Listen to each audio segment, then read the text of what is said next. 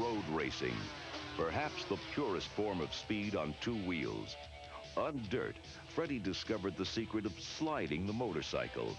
Now he faced the challenge of applying that technique to pavement. You know, I could slide the bike around. I had that feel already from dirt tracking. But of course, I refined it. I can remember the first time that I dragged my knee, I thought that was a big, such a neat thing. First thing that I do when I'm entering a corner, as you can see, is I lift up and my knee goes out. That's just a reaction that happens. I call it breaking the wind, with my body. But what I'm doing is I'm lifting up so that I can see the corner, so I can aim the machine, brake, downshift, all of those things, get the bike settled down, and then I lean into the corner. So when I lift up, I'm already looking at the spot that I want to hit. If you get into a corner and you have to really force the machine back, it means that you either brake too late or you're turning too late. It's very simple. If your preparation is there, if you prepare early and you think about what you need to do, if you have that time to actually think about it, or like in my case, many times it's just instinct through years and years and years of field and development, just through repetition, you won't have that problem. When it seems like it's happening slowly, when it seems like it's slowed down, that's your reactions are so much sharper and you're so much quicker. That's when if you notice every single time, that is when you've performed at your best. Now let's take another ride with Freddie. And this time, watch how he attacks the famed Laguna Seca road circuit. As soon as you lean into the corner and you get the machine settled down, you can start applying power. And then you have to change direction. This is a very critical time in the corner for a bike, because the sooner you change direction, the sooner you can lift the bike up and start accelerating with full power.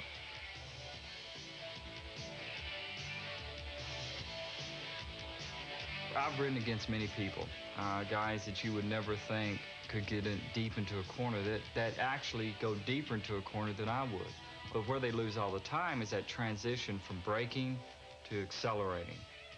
And I think that's the magic point, the magic area that you want to reduce down to a minimum amount of time.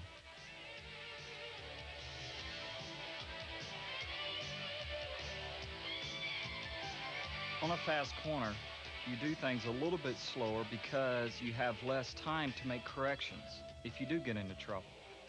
You're almost delicate in your actions with the machine. You cannot overpower motorcycles. You have to use the machine's ability to correct itself as much as possible. Somebody asked me one time in the beginning, they said, what is your real secret? I said, well, they gave me an example. They said, like Kenny Roberts, he doesn't get into corners deep, but he has great exit speed. I said, well, my objective has always been get in as deep as everybody or faster and come out faster, and that's basically it. The motorcycle Freddie has been riding here is one of the fastest street machines available today. Now, reduce the weight by 50%, double the horsepower, and you have the Grand Prix motorcycle, a machine built for just one purpose: speed. 0 to 60 in 2.5 seconds, the quarter mile in under 10 seconds, and a top speed of nearly 200 miles per hour. All on just two wheels, sometimes less. Turning the awesome power of the Grand Prix motorcycle into speed is a task that challenges even the most experienced rider.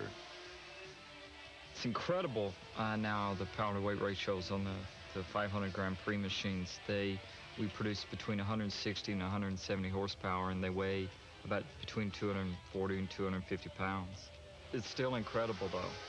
You start applying power and it starts spinning the rear tire when you're leaned over, and then, of course, it's important to get it as straight up as you can, as soon as possible.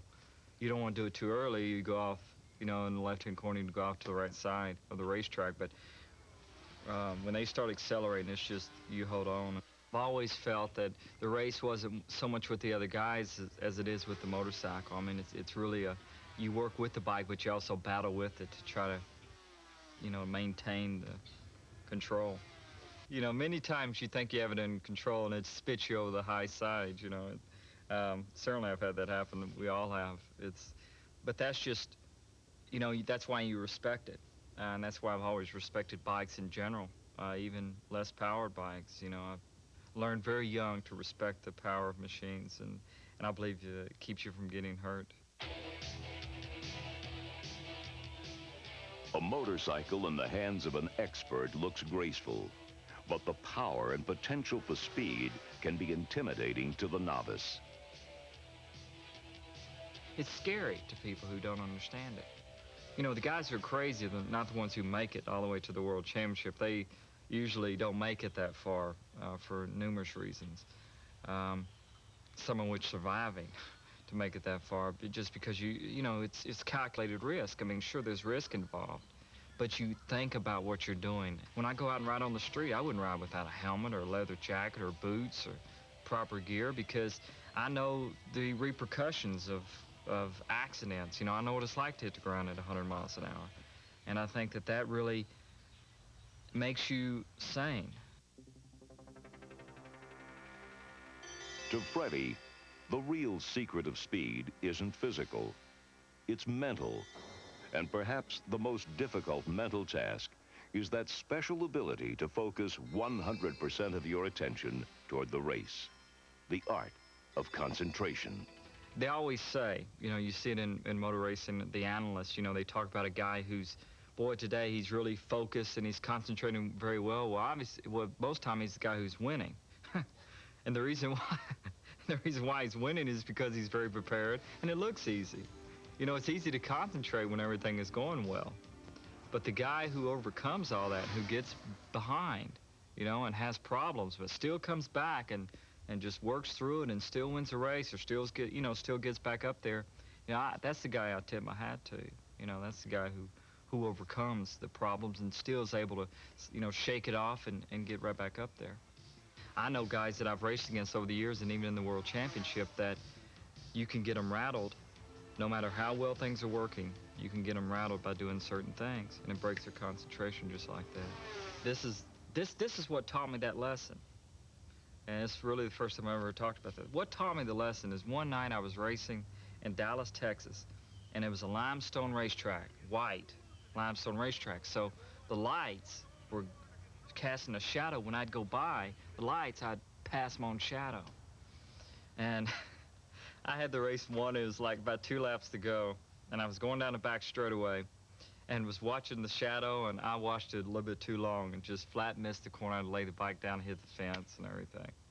And from that moment on, I was about 12 years old. You know, Dad said, well, that won't happen again, huh? I said, no, I don't guess so. It cost me $50 silver. It starts very early. Concentration is a result of the preparation that you do when you get to the racetrack or in testing before the season. I believe it's all connected. I believe that if you show up on a racetrack on Thursday, you get the machine working as well as you can the first day, get all the bugs worked out, get the gear ratios correct, the suspension how you want it. So when you do have a good chance, you try to put in a quick lap on Saturday, and then you're prepared. And that's when I get into the racing mode. I start thinking about how the race might go, you know, how the other guys have qualified, how the tires are working on this particular racetrack. The only variables you want to have on Sunday is things you can't control. Mother Nature, or some guy falling in front of you, or something something breaking on the machine. And that simplifies everything to where, you know, your total focus, for me, the total focus goes on to what I have to do to win the race. Coming up next, the race, the secret of winning.